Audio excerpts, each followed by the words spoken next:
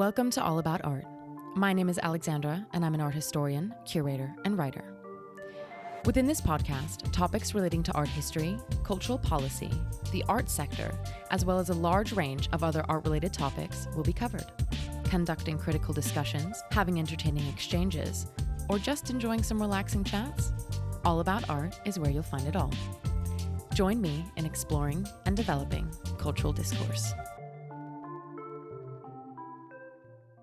Welcome to another episode of All About Art. This episode is a bit of a different one because All About Art is a podcast all about demystifying the professional art sector, where I speak to amazing people in different roles in the arts. But I also love to do episodes that touch on various themes within the industry and experiences within the sector. So this time, it's a bit more unconventional. I recently went to visit Beau Gabriel, a London-based artist, in his studio to sit for a painting. This was my first time sitting for a painting, and it was really fun to experience this, while also taking my mics with me to record it for you guys listening in. I also asked the lovely community I have on Instagram if they have any questions to direct to an artist in the studio, so this episode is also guided by you. I am warning you now if you get bothered by background noise. I suggest you skip forward a tad because in the first 10 minutes, you can hear Beau prime his canvas and his paintbrushes while he instructs me on how to pose. In a very casual interview format, listen further to hear us talk about underpainting and pigments, what it feels like being a sitter, and so much more. Beau is incredibly knowledgeable about the history of art making, so we talk about things like grisaille and monochromatic painting, while also talking about well-known artists like Elisabeth Vigée-Lebrun and her guide for artists on painting with sitters, or how Botticelli's Birth of Venus was painted in egg tempera, amongst many other things. To give you an idea while you listen, I want to set the scene a little bit for you. We were standing in Beau's studio in East London with the natural light of a very cold Sunday in November. Beau had his easel set up and a monochrome palette of oil paint to create the underpainting of my portrait. I was standing across from him with a chair in front of me, on the back of which I was resting my hand. And I had a little space heater facing me to keep me warm because of what felt like freezing temperatures. Quite typical for an artist studio in London in the winter. This painting will take a few more sessions to complete. This is one of many. So be sure to follow All About Art and Beau on Instagram to see it when it's finished. Before I dive in, I wanted to let you lovely listeners know that All About Art is on Patreon. So if you want some behind the scenes content, maybe a bit of merch, the chance to get one-on-ones with me and my guests, or you're simply wanting to support this project, I would be absolutely thrilled if you decided to sign up. You can do so through the link in the show notes. I also wanted to say thank you to those who have already signed up. Your support means the world, and it makes the further production, improvement, and growth of the podcast possible. And for that, I'm incredibly grateful. And now, on to the interview.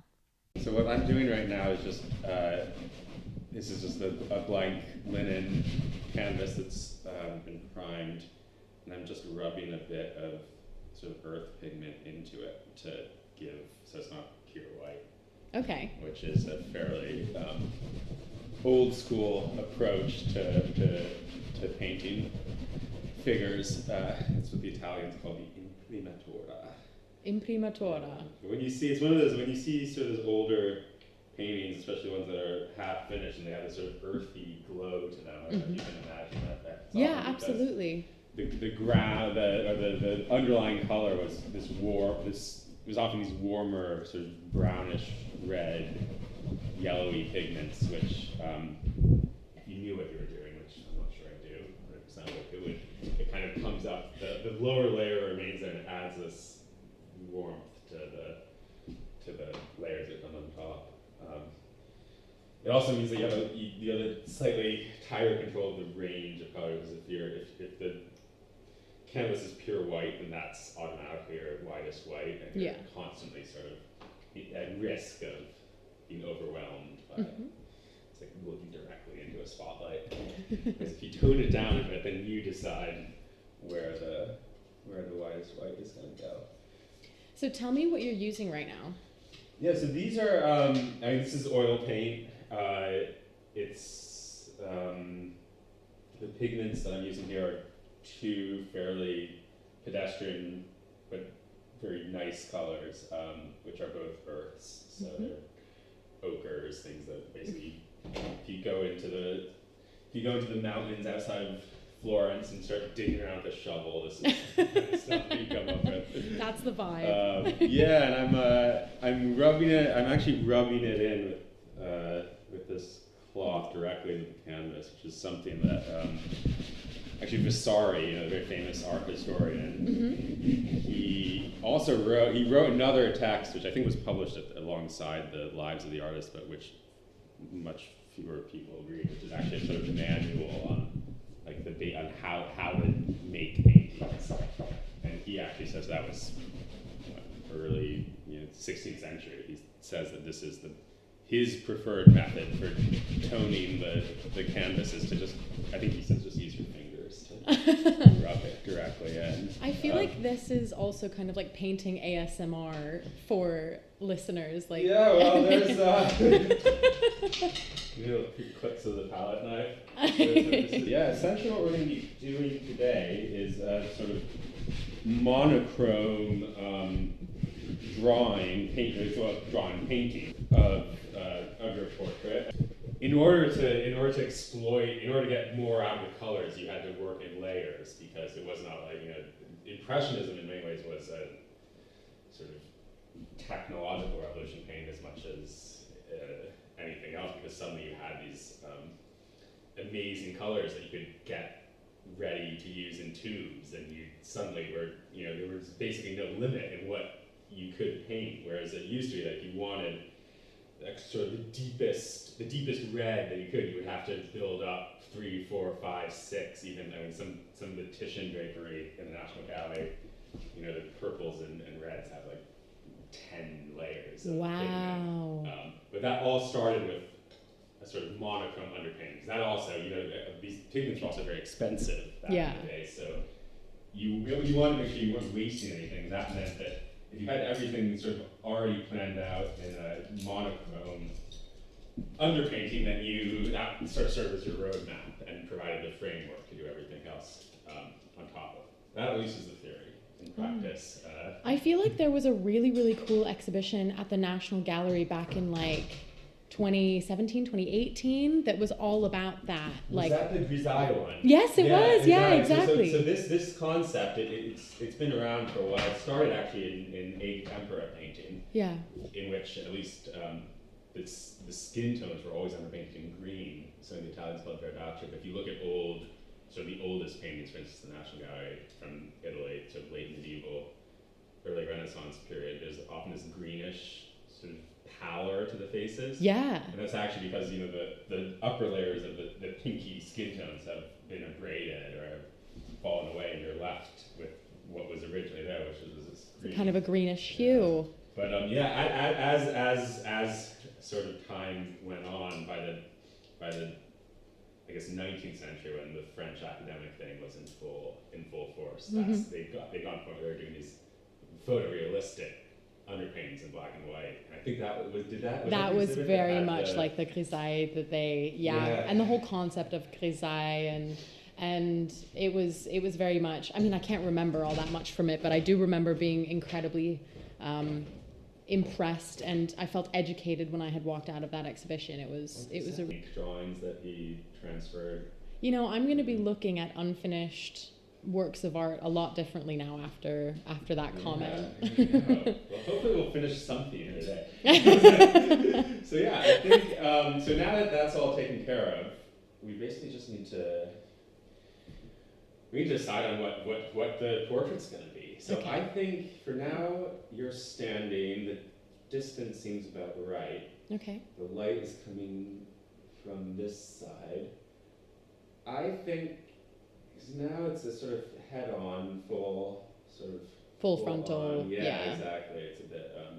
Would you like me to turn my head? Photo. It could work. Do you want me to turn my head a bit? Yeah, maybe let's, before we commit to something, maybe just try a couple of different angles and kind Sure. see. So let's start by you turning slightly towards the light. Yeah, exactly. Okay. Which already that's a pretty good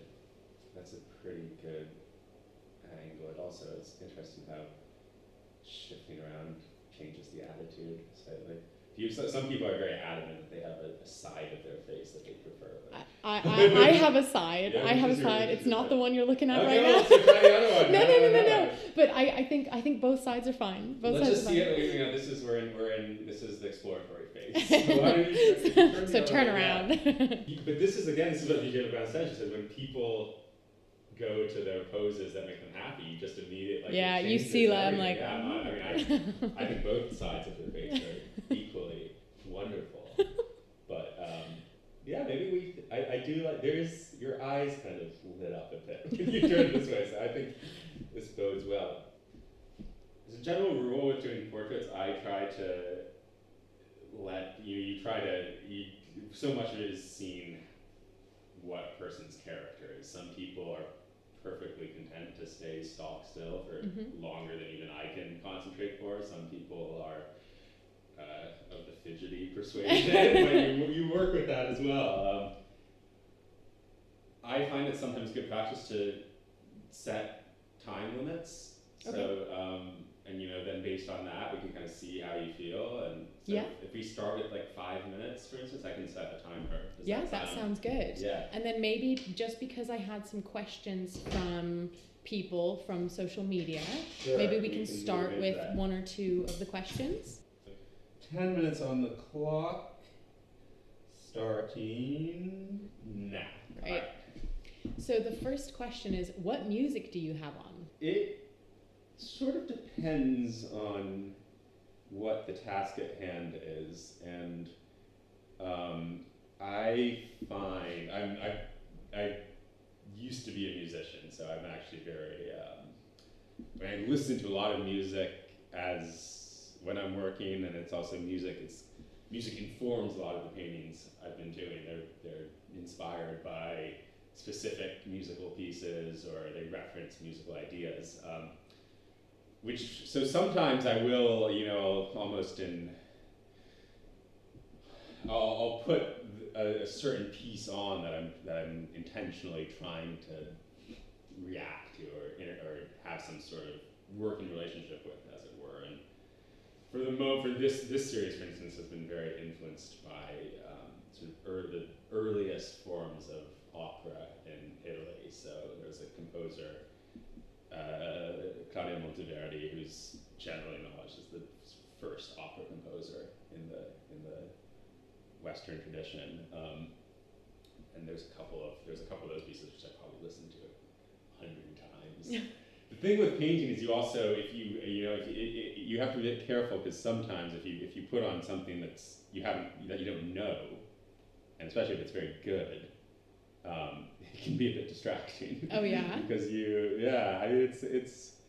I find I sometimes paint better if I'm able to zone out of it, if that makes sense, because so much of at least this type of painting, I think, depends on a certain looseness and a certain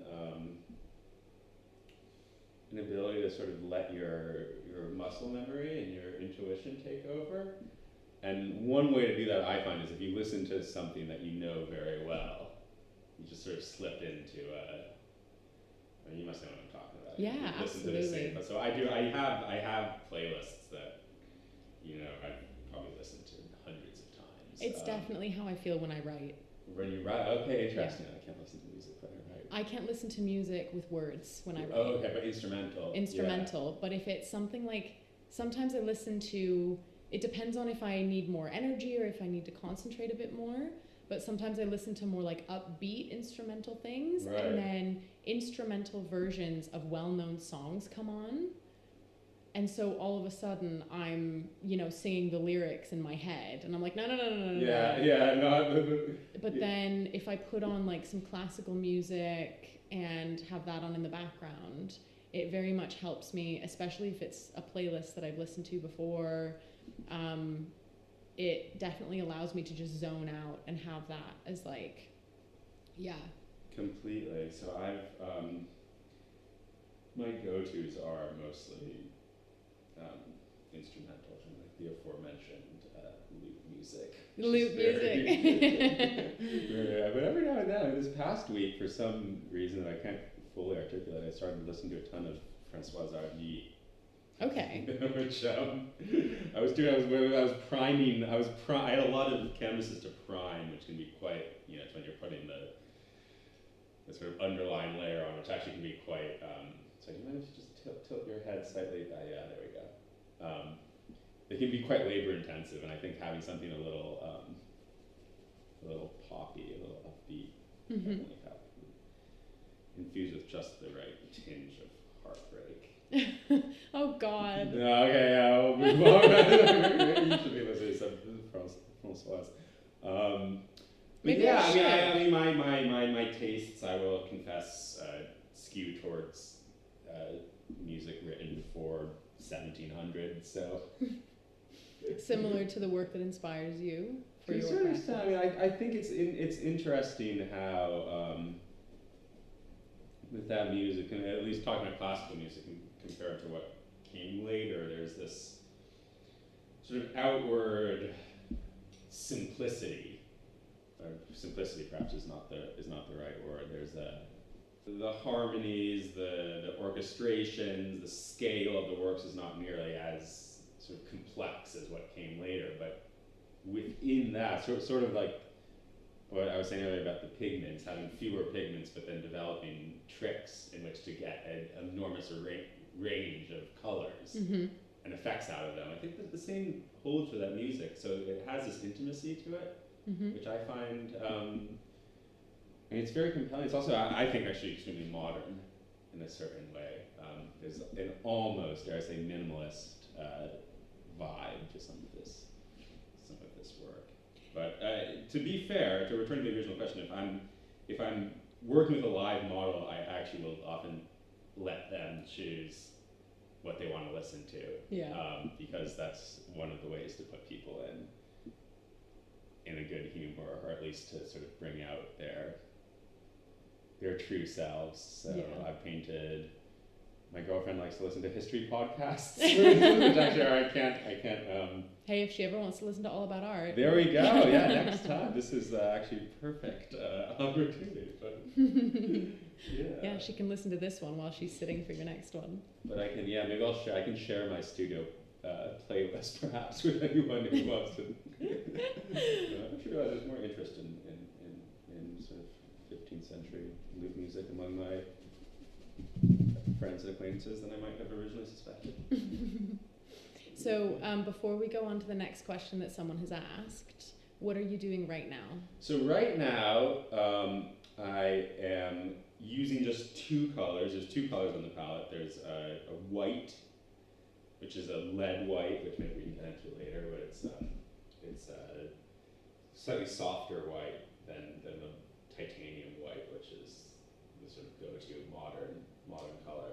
And just a garden variety brown umber, which is a certain workhorse, the workhorse of this palette. And so with these two, I'm just doing a very quick sketch, not going into any detail, but just trying to get the sort of volumes, the angles, and the general proportions of of what the composition will be. So in this case, it's a sort of bust length portrait. So there's different ways of doing this. Some people take an extremely geometric approach, where at this stage they'll only use straight lines. They won't introduce any curves. I find that a bit. I like to have a bit more fun, or allow myself a bit more fun than that. But so the principles of starting a portrait are generally the same, which is you want to get the outermost dimensions of the face established. So I extend the paintbrush at arm's length, and then close one eye like you're sighting something. And with this thumb here, I'm using it as a measure. So right now, for instance, if I put my thumb at the bottom of your face where the chin is, and then put the top of the brush where at the inside corner of your eye. That in pretty much everyone is the exact halfway up point of the face. So once I figured that out, I go over here to canvas and I see if the corresponding point where I've drawn, made a little mark, is also halfway up, and it is, so that's reassuring. You know what you're doing. There's something, it's very satisfying in the sense that you sort of slowly, you establish these references and then you slowly around them build up.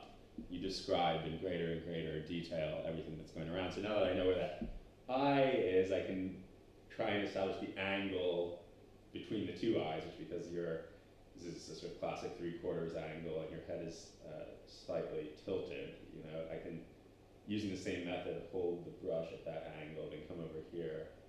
And I realize right away that the one eye is actually too high up, so I need to move it down a little bit to correspond to the same angle. But in general, I'm just trying to establish these sort of basic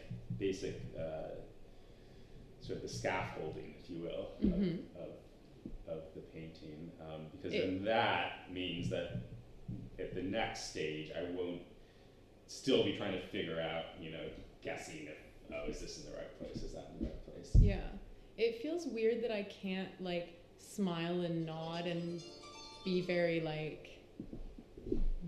not gesture, but yeah, I guess that my, what is it in English? Because in German we have Mimik und Gestik. Ooh. And so we have the facial expressions, and then we have our body language. So the difference between the two.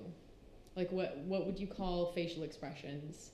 It's You mean the emotion that you're communicating by your face? That's mimic versus gestic is the gestures and body language. Yeah, well, I mean that's obviously we could. There's still some decisions to be made here. I mean, we could do something that's more sort of expressive. It's the matter, Oh no, it's just when we're having a conversation, I'm so used to nodding and smiling. Yeah, I see what you mean. And it's so very No, you're actually. I will say that you're doing an excellent job so far. Oh, good. You get a break. That was what the timer was for. Oh, it is very comfortable. Having my facial expression, everything. Yeah. Yeah, I mean it's. Ooh. It's a very comfortable pose, I have to say. And now the first thing I usually do at the stage is it always helps to kind of look away, to take your mind off something if you've been concentrating like this. So when coming back, I just kind of do an initial check to see if slightly, did you set rested a timer? Eyes, yeah, it's the alarm has been set. So yeah, I'll make sure that that's right. And then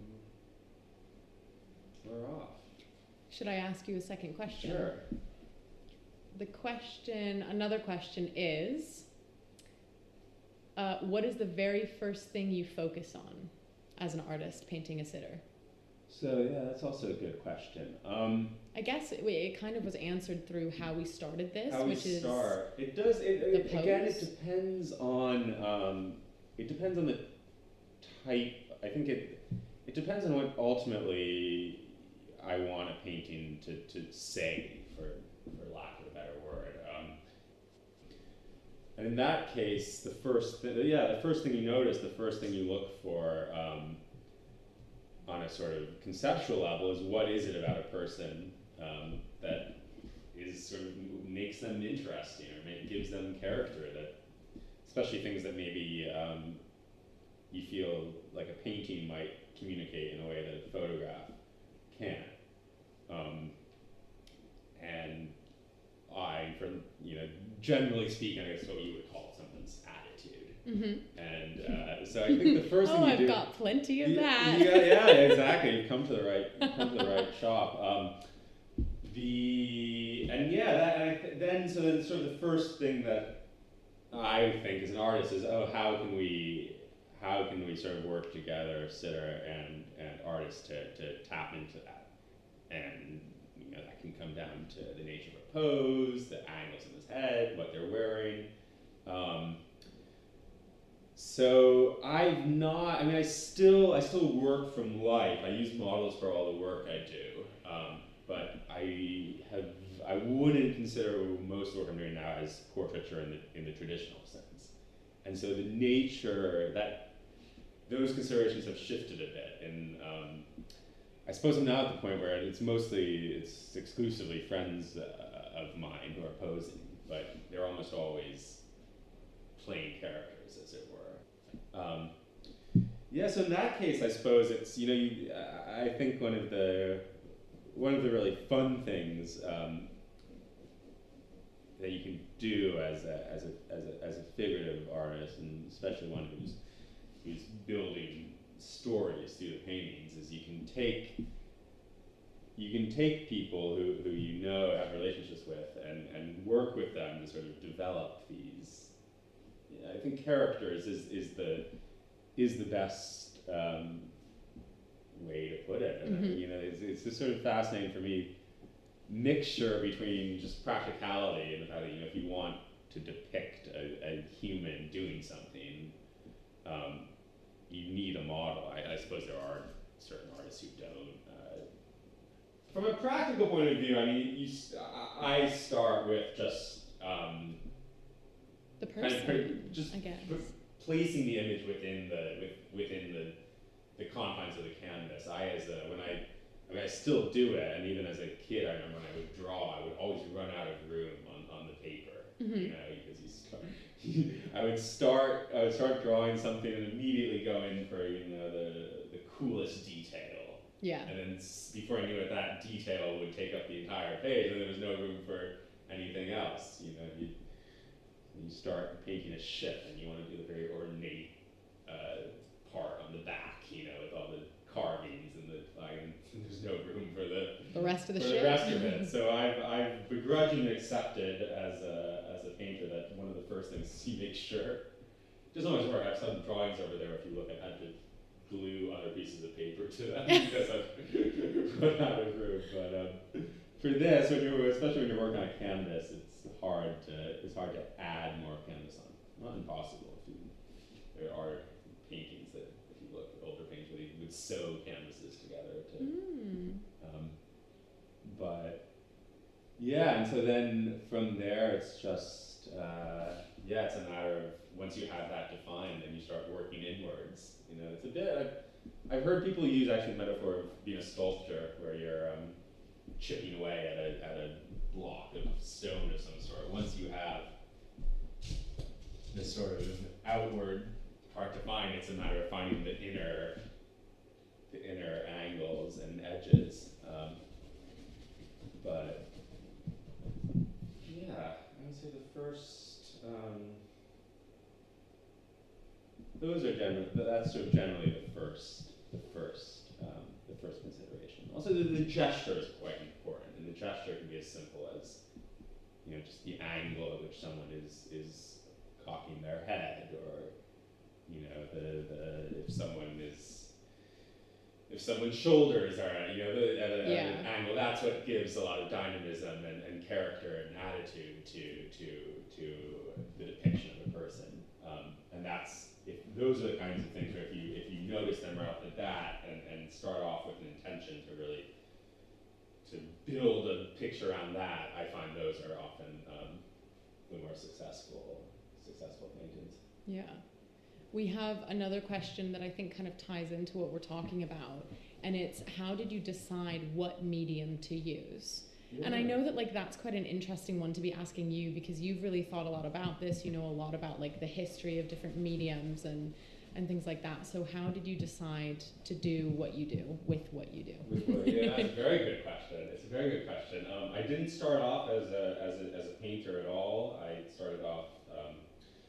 I originally studied literature and then worked in law for a bit, and I think I already mentioned I had a background in music as well. But when I did start studying art and doing art properly, I was doing illustration.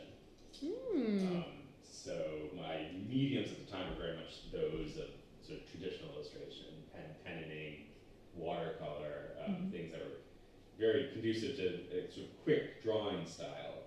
And so as I started to develop increasingly this interest in painting and sort of representational painting, and my first attempts at it were using sort of those mediums. I remember trying to sort of do portraits in watercolor, which I mean, obviously it's something that can be done extremely well. If you ever look at, you know, the John Singer Sargent watercolors, they're amazing. But I basically didn't know how to use those tools, those mediums to get the effects that I really wanted. And I remember at a certain point I started.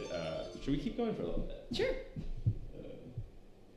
At a certain point, I started using acrylic paint, but then I found that acrylic paint, for anyone who has never used it, is it's great because it's very easy to use. It's water soluble. You can wash it or dilute it with water, but it dries extremely quickly. So you don't, in terms of the workability, you don't have a whole lot of wiggle room in terms of modifying an image as you make it. And you also it's harder to build up layers to sort of achieve these effects of depth and luminosity that you can in oil painting. So I remember doing sort of I guess what in retrospect was probably the first portrait I ever did, which was an absolutely god-awful self-portrait in acrylic, and I showed it to a painting professor at the time, and he said, I remember he said to do what you obviously want to do, you need to learn how to use oil paint. Mm-hmm. And I think that the main reason for that is because oil paint allows you, it allows you just, for me, it's depends on the kind of style you want. The kind of style that I was aiming for, it allows just to create, there's more flexibility in how you use it, and I'm not the world's best draftsman, and I often struggle actually with the sort of drawing element. And with oil paint, you can move it around once it's on the canvas. You can change where things are. You can smear things. You can smudge things. You can, and all of that was quite well suited to sort of my temperament, I think, and my inclinations as a painter. As I've increasingly sort of looked into the history of painting, this is also, I mean, historically, Western art went through exactly this process, which is that the first sort of, you know, starting in the medieval era and then into the Renaissance, the first paintings were done using something called egg tempera, which is just pigment mixed with egg yolk, which is very beautiful and can be used to create some extremely fine, very detailed, very sophisticated effects, but it dries extremely quickly. When egg tempera is done well, it's an absolutely beautiful medium. I mean, and the last one, Botticelli's Birth of Venus is painted in egg tempera. Is it? Yeah. You're kidding. Yeah, I didn't know that. It's a very rare. That's huge. Not so rare. It's actually an example of egg tempera on canvas, which is also quite interesting. Usually egg tempera was done on wood, on panel. Yeah. I believe that the Birth of Venus is egg tempera and Primavera might be in oil. It might be a mix. I mean, Botticelli was painted in an era where oil paint was developed in Northern Europe. Painters like Van Eyck were the first to explore its full potential to sort of, in the ways we talked about earlier, create this, you know, it was essentially a much more, there was just a lot more you could do with it, or there was more you could do with it in a sort of more efficient way. Of course, you know, at the time, I mean, I think people sometimes forget how much of a sort of business art was, and the fact that, you know, artists did not work, most of the time they did not work by themselves. Sort of, you know, they were part of these larger, almost factory-like workshops where they were, having to meet demand of clients, and oil paint meant that you could sort of get these effects you wanted quicker, because oil has this natural luminosity to it, Mm-hmm. which but yeah, then after paint on oil sort of became prevalent in Northern Europe, it started to work its way into Southern Europe, and so then around the time of Botticelli, the Italians started adopting it. But for a while, you can mix the two techniques together. So you have paintings that are both egg tempera and oil. This is becoming a very very all technical, over the place history lesson. No, that's okay. But this is what this is. This is not not. We're not having a structured interview. We're just chatting about different things. That's what it's about. Maybe I can ask another question. Sure. Because Let me know you're owed a break at some point. So maybe should I say another 5 minutes and then maybe? Yeah, that sounds good. Do you mind just moving your head slightly? Yeah, that's perfect. Do a study. So were there some more questions from the? Yeah, there were. Shall we? Yes. Here we go. Which part of the process does the artist enjoy most? Planning, sketching, first wash, final details, mixing color, etc. Ooh, a very good question, and dare I say, maybe from another artist. Actually, no. No. Well, no, not a full-time professional. Okay. But However, she does paint. Yeah, no, that's, yeah. It is true. Let's not forget that painting is a very, there's something quite hedonistic. There's just, anyone who's watched those ASMR, can't fall asleep, watch this 2 hours of someone mixing paint, there's something just very pleasing about so much of this process. I personally really like the sketching phase. I think it actually. Says the guy who didn't do the sketch. Says the guy who didn't do the sketch. We can maybe retroactively do one. I think there's a bit of that goes on. It depends on the type of painting. For these larger compositions that involve multiple people, where everything, it's all based in reality, but nothing that you see, any of these figures, it's very rarely that I've studied the person exactly as they appear all in one place. Most of the time it's, a piece of clothing from someplace mixed with a head or a face from somewhere else and then superimposed on a landscape. So you're always sort of compiling different images. Mm-hmm. And the way I personally do that is through just doing a lot of drawing. You're trying to just quickly see what does or doesn't work. And it allows you a kind of looseness, which is really fun. And it's just, for me, it's one of the sort of most sort of purely creative parts of the whole process, because you're trying to conjure something out of where there wasn't anything before, if that makes sense. And I just find that, very, very, I just enjoy it. It sounds like it's the most imaginative part of the process. Yeah, it is. And for this type of painting, and I have recently I've been going back to sort of style painting that I originally mostly did, which was much looser, much less preparatory work involved.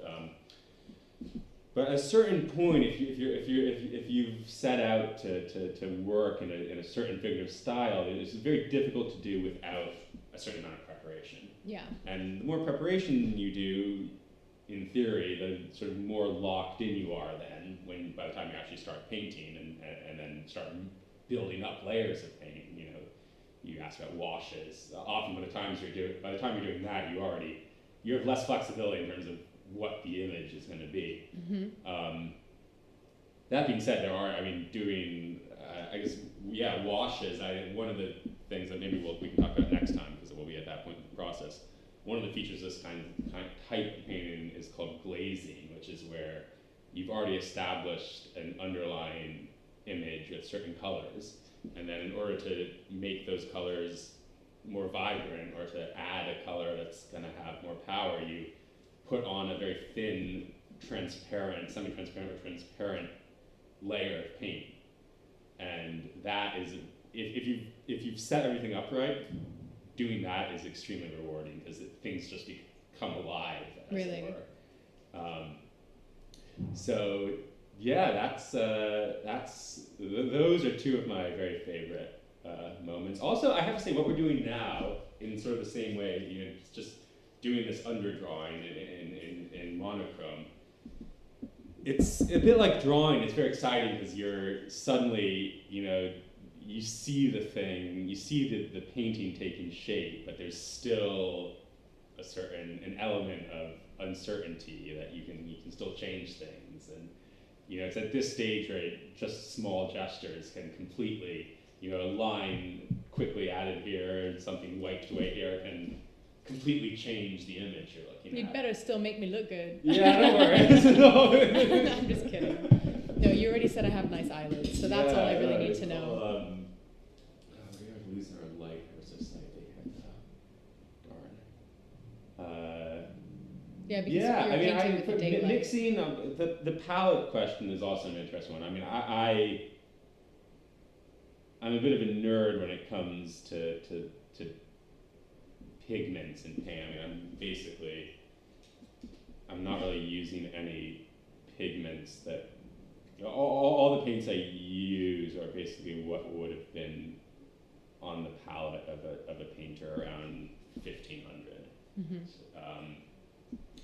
Which I find it's an interesting limitation. Again, I think, you know, in a discipline where there's basically no limit to what you can come up with or what you can do, I find at a certain point you sort of need some kind of constraint. And for me, the palette is I found a quite interesting and useful one. So is that a way of like setting rules for yourself in a way? Exactly, and it's also a way of establishing a sort of formal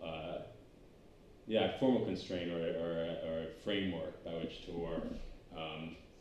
It also means, for instance, if you know you have to paint, say, a red dress or a green bit of cloth, you have already, before you even start doing it, you sort of know the steps that you need to take. And Mm-hmm.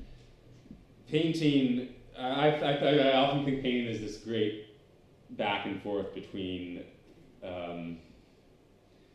doing things where there's basically infinite ways to accomplish it, and things where you just need to know exactly, where you need a formula, a recipe that you can go to, and there's no question about how it's done. Mm-hmm. And yeah, with mixing paint, that's kind of falls in a bit into the latter category. I think I try to adhere to a rule in theory. In practice, it's of course a different story, but that any mix of paint I do doesn't have much more than 3 separate colors in it. Oh.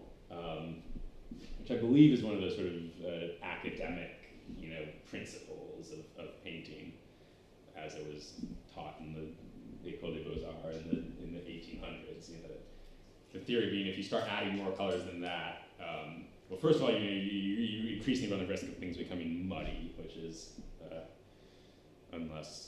I suppose muddiness can be a virtue in a certain kind of painting, but in another, it's sort of to be avoided at all costs. It also it forces you to be precise, because if you're limiting yourself to that number of colors, you need to sort of know exactly what you're doing before you do it, if that makes sense. There's a very early author of a treatise on painting named Alberti, which I don't know if you've ever had to read. And I have. so yeah, the Alberti treatise, like these old treatises, it's equal parts sort of practical information and equal parts sort of philosophy of, you know. We had a course called The Body and Politics of Color at UCL, and in that we read a little bit of Alberti. Okay, what do you remember much of it? God, I bet if you asked me specifics, I'd remember some of it. But I remember something distinct about a certain pigment. Was it red, or what was it that was spoken about? I don't know. I think you may have to remind me. Alberti. Was it- full disclosure, I'm not a sort of a scholarly expert on Alberti, and I've sort of read Was it the pigment? No, now I might be mixing it up. bits. I've read sort of bits and pieces of his Yeah. stuff. He's very well known as an early. He had a lot of theories on perspective that were very mathematical, Yes. about geometry. Yes, and that's what it was. the book has several of these sort of linear perspective diagrams. Oh, maybe then I'm mixing it up with another thing that was all about like certain colors. and Well, there's a guy with the fabulous name of Cennino Cennini. That's what it was. Actually, yeah, he wrote the Craftsman's. No, that's the one where he goes. He sort of has this. He has this that's the one I'm complete index thinking of about. all the pigments. Yes. And actually, that's- earlier when I was talking about taking your shovel up to the foothills above Florence and digging for ochre, that actually is a rep. He does say. Then it must have if been you ochre want, that I'm he says if thinking you of. want this specific color, you have to go. He gives you directions. He says you Yes. go to this little town. You I go need to up this stop place being. I need to stop being so enthusiastic because I'm breaking my pose. But No. yes, it's that's okay, exactly who I yeah. was thinking of, not Alberti. Maybe we But thought we didn't could read. Alberti do? Wasn't it? But now that you're saying perspective, didn't he somehow contribute to being like a precursor to, like, the camera obscura? Yeah, I think. There's very interesting. I don't know. Does he maybe mention using one? I know that Maybe. David Maybe, Hockney has been a pretty vocal proponent of this theory that Vermeer specifically did much of his work using the camera obscura. Really? I feel like for an art historian, I'm not really that like on it with knowing. Oh, this is pretty niche Like, stuff. But I did know Cennini. Cennini, yeah. But we can have actually these works that are on panel have all been prepared using a traditional gesso that is basically the recipe is unaltered from Cennini, more or less. Should I take a little break? Yeah. Wow. But Alberti says, why did we get onto this topic? Because we were talking about your favorite part of the process. Your favorite and I part of think the process. you were Oh yeah, talking he about says that you shouldn't do, when it comes to painting, you shouldn't do anything where you don't know exactly what you're going to do before you do it. Yeah. Which, yes, it's quite prescriptive in a way, but at the same time, I think he gets at something important, which is that it's amazing how the steps to putting paint on canvas change when you sort of start thinking of things in those terms. Yeah. Well, I feel like because we had another question from the same person asking, is there a ritual surrounding your painting time? And I guess like part of the answer that you've already sort of given is that you set rules for yourself and that you have these formal guidelines by which you then create. Yeah. Is there anything else? I like the term ritual because there is a very ritualistic component to making art, I think. The classic approach is you create a range then on your palette of going from dark to light to dark. There's debates over which way you go, painting from dark to light to dark. And then in theory you stick to that. So that means you have a dedicated paintbrush for each. Say you've broken up the greens into 5 different shades, from lightest to darkest. You have a separate brush for each one. And the idea is that when you move from one to the other, you change the brush. Do you do that? As you can imagine, this is. I mean, you're standing here with 1, 2, 3, yeah, and I'm 4, only 5. Wait, how many is it? 6. 1, 2, 3, 4, 5, 6, 7, 8, 9 brushes, and we will remind the listener that there are only 2 colors on the palette right now, which are brown and white. Okay, part of that is that the brushes are all slightly different, that they're different sizes. This one is a big stiff bristle brush, which is kind of used to rub things into the. I hear that. Yeah. That brush is quite good for working the paint into the texture, which can be good. It can be good for creating sort of rougher textures. It's also quite useful for if there's some wet paint down, you want to go back through it and expose some of the underlying color. Yeah. So for hair, that's quite good. You actually you usually use brushes, where you don't mind if they get a bit beat up, because then you work your way, you scratch your way, as it were, back through, which can be quite useful. And then some of this, and this guy's a little tiny sable brush, so that's what Very I've tiny. been using to do sort of little, eyelids and that sort of. What was the your Correggio Parmigianino. Parmigianino eyelids. I'm gonna, you know what? That's gonna be something that I'm always gonna remember. Parmigianino. Someone said I have Parmigianino eyelids. What? I mean, tell me I'm wrong. Here's the picture of her right there. I mean, yeah, I'll take that. I'll definitely take that. That's great. Shall we do one more? Let's do one more. Session? Yep. And then I have one final question from the people who submitted questions, which I'm really grateful for, because that has made for actually a really, really fun discussion of Yeah, it's a brilliant way of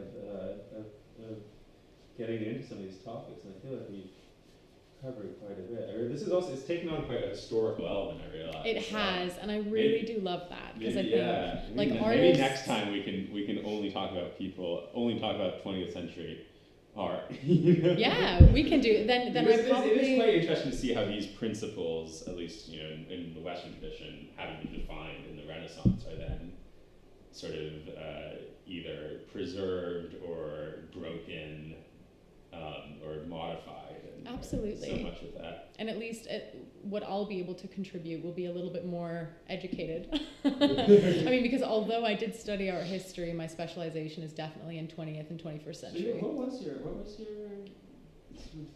expertise as an art historian? So as an undergrad, I actually, which hasn't aged well in my opinion, but my dissertation was on artificial intelligence and authenticity and authorship. So I looked at, the historical ideas of technological reproduction and authorship, and looked at various contemporary artists who use AI. Now, this was before the NFT boom of 2021, because I finished my degree in 2020, and then I continued my studies in arts administration and cultural policy, so I didn't take a more, art historical academic route. But what then I continued to research and do reading in was more feminist theory in 20th and 21st century art. Right. So that's definitely something that I know a bit more about. And of course, through my job, contemporary and late 20th century works is something that I have ended up knowing a lot about just through my everyday job. Right. Well, that's... To me, it's one of the questions I often have for art historians or people who are sort of involved with your side of the art world, is how does an understanding of sort of what we've been talking about so far, the materials, the process, how does that illuminate your understanding of sort of the broader, perhaps, cultural or theoretical or aspects to thinking about someone's practice? I think that because I first moved to London thinking I was going to specialize in old master paintings. Right. And so a lot of my courses that I had in the first 2 years of my degree were very much focused on Renaissance and Baroque painting. Okay. And so this has always been a real passion of mine, but it was when I started working at Sotheby's and then did internships at contemporary art galleries that's the direction my career took. Right. But I think one of the reasons why I love your practice so much is because it's this beautiful combination of, these theories and topics and themes that I was so passionate about personally, but that I think have an incredibly rich history and have really colored the way that we go about the arts now, and really define the sector today. As you could say with anything throughout history, of course, the result of our contemporary society comes from past historical events.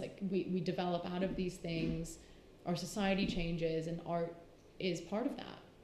And so I think that it's actually incredibly rewarding to have like a refresher, basically, of speaking about these things that, like, when we were talking about, you know, color, or talking about egg tempera, or talking about these things, like also learning from someone who actively uses it and who has gone so deep into reflecting on the processes and making them his own. I think it's so interesting because it just broadens my perspective as well. Well, thank you. It's one of the nicest things I think I could possibly hear as someone doing. Okay, I have to stand still. I can't laugh anymore. Compliments are over. But actually, because you said that, and like there is one last question that I want to ask, and it does have to do with like, well, it's adjacent to what I just said, i.e. me giving you feedback on like the conversation we just had. But what makes a good sitter for you? Yeah, that's again. I'm not going to apologize for constantly invoking her name, because she is one of the greatest portrait painters of all time. Vigée Lebrun says, I knew you were going to say that. Yes, you knew where I was going.